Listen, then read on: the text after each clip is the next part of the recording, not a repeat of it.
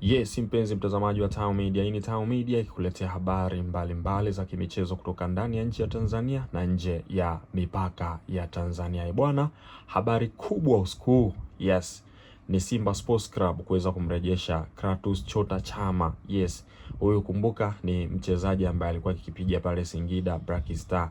Sasa ameweza kurejea. Yes, ni mchezaji ambaye alikuwepo Simba na ana historia kubwa katika klabu ya Simba Sports Club. Baada ya kutoka na kwenda kujiunga na Young African, baada ya hapo na kuelekea huko Singida Black Star. Nini maoni yako kuelekea kurejea Chama katika klabu ya Simba? Je, anaweza akaendeleza makali yake ya awali ambayo alikuwa akiyafanya hapo mwanzo? Hii ni Tao Media, usisahau kulike na kusubscribe ili uweze kupata updates mbalimbali kutoka hapa Tao Media. Yes, asante sana, endelea kuwa nasi.